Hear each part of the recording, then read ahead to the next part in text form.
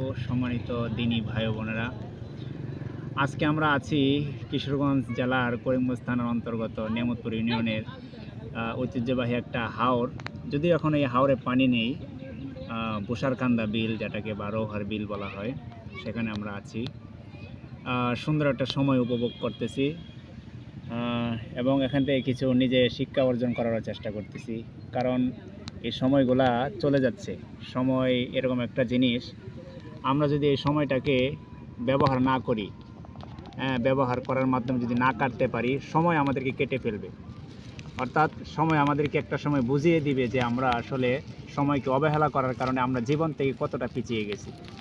তো এই জন্য সবার প্রতি এবং আমার নিজের প্রতিও আমি সবসময় এটা নিজেকে বলি যে সময় যেন কখনো নষ্ট না হয়ে যায়। আমরা সবাই সময়ের প্রতি খেয়াল রাখবো। সময়টাকে যে যেখানেই থাকি না কেন, বিশেষ করে ঘোরাফেরা করতে গেলে অনেকে আমরা অহেতুক কথাবার্তা, অহেতুক কাজে আমরা নিজেদেরকে বিলিয়ে দিই, যেটা আমরা অহরহ দেখতে পাই। যেরকম এখন ঈদের মৌসুম চলতেছে, অনেকেই ছেলেফেলেরা, যা বাচ্চা কাচ্চারা, যারা ইয়াং জেনারেশন আছে, তারা গান বাজনা বিভিন্ন কিছুতে তারা ব্যস্ত থাকে।